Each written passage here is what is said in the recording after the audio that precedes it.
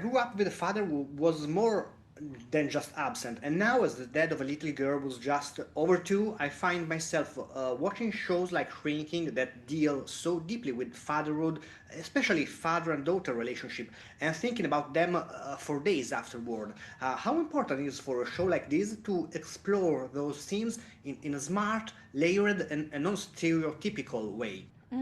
I think the whole show has so many dynamics. This father-daughter relationship that Jason and I have through our characters is really special and really strong and unique to our characters, but I think the whole show has so many pairings and trios that explore the interpersonal relationship between in these dynamics. So I think that everybody, I love that you have that affection for that relationship. I think everybody has like a dynamic in the show that they can relate to, or they can be amused by. So yeah, the show is full of those relationships. I'm Hi. so happy to be here with you because I'm a great fan of you and Bill. So I'm super happy. Thank you. So from Strands to Shrinking, how has your creative relationship with Bill changed and grown over the years? Um, we've had this great creative relationship together, and a lot of it was perfect because we have 3 children and we can manage all of that and schedules. And when we started Shrinking, my youngest was going away to college, and they have a big writer's room, and I was able to do something different and do something that wasn't like me. And I trust Bill and the writers to make that happen. And Brett Goldstein had a different, there's a lot of different writers I hadn't worked with. And it's been a change, and it's been lovely. I mean, I'm always surprised when I get the scripts, of what Liz is going to get up to. Nonsense.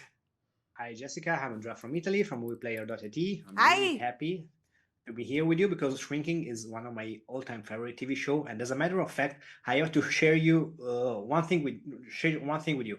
Season 1 of Shrinking started about a month and a half before my partner and I found out we were expecting a baby girl. And Oh. since staying hydrated is basically a full-time job during pregnancy, Gaby kind of became our spiritual guide. So Oh, that's awesome. The water tank. And that you have, my I like partner the just- ones that have the like, okay, you got it, keep going. Like, oh, that's awesome. Hey, congratulations on your baby girl. Well, she's probably not a baby anymore. Thank you. So Yeah. first of all, I would start with a light one.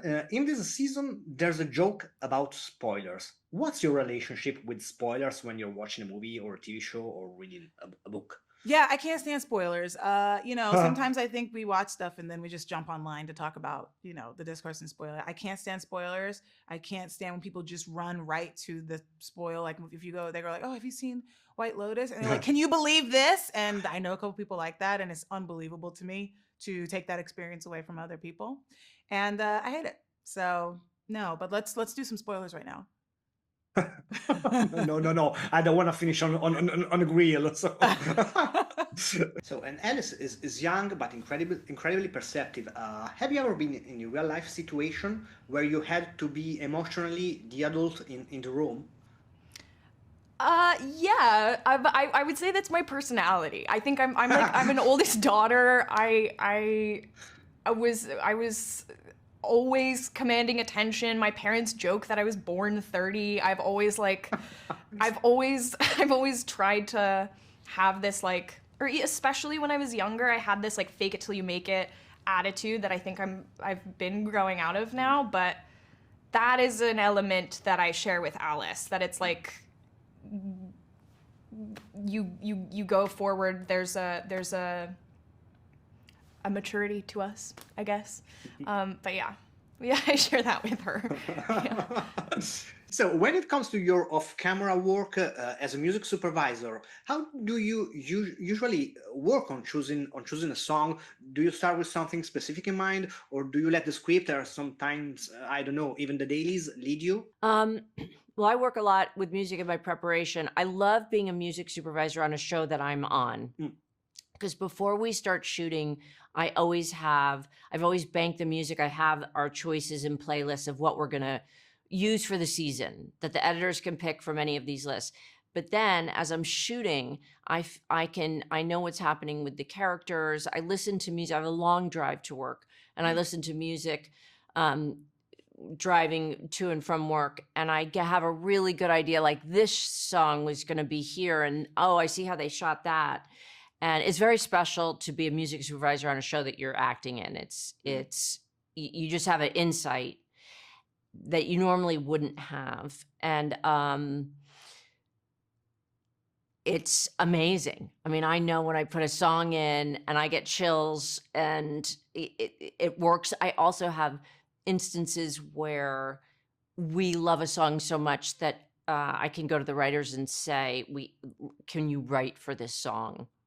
You know, even if I'm not in the scenes, this is this beautiful song that we have to use, and they'll write for it, and that's always a special time. So Gaby goes through so much in this season, and how closely do you relate to the way she faces difficult moments? Oh man, the writing is so good on this show. We have amazing writers. I relate to Gaby, and I relate to all the characters in this. I think art and like TV and movies and film and music, it's just about, in books, it's about empathy. It's about putting yourself in other people's shoes, or choosing not to, but thinking about what you're seeing and consuming. And so I totally relate to it. And with Gaby, you know, my job between action and cut is to believe the circumstances for 2 minutes at a time. I don't have a phone. I don't have any attachments. I guess somewhere deep, deep, deep in the back of my mind is my dog, Poe, and wondering if he pooped or peed. You know, that's always there. But everything else outside of that is just being present. And this job, when I'm doing it well, is a really good exercise in being present. And what a gift that is to be able to like almost meditate and do that for work. You know, so much of acting, there's all this fluff around acting. There's all these things you need to do. There's auditions, there's no's, there's, you know, producing stuff for yourself, there's interviews. And then there's the smallest part of it is the actual acting. And it's really hard to do that in this industry, and to be able to do it for a few seasons on a show. So I feel really lucky. And that was my long-winded answer of saying I relate to her and I relate to everybody on the show. So shrinking really put you on the map and gave you a rare opportunity in Hollywood, working closely with Harrison Ford over a long period of time. He's not just a legend, but also someone who's deeply loved in the industry. What's the biggest lesson you've learned, not about acting, but about staying grounded as a person who works in this peculiar business? Oh my goodness. I feel like the answer to your question was kind of in your question. Like the lesson of being grounded throughout all of this time. It's a beautiful thing to witness. It's a very inspiring thing to witness, to see Harrison have such a love for filmmaking in every aspect, with the acting and scene partner work, but then also his relationship with the crew is so strong and beautiful. His relationship with the camera is very intentional, and he's a master at embodying the role and also just being an amazing person on set. So yeah, being grounded.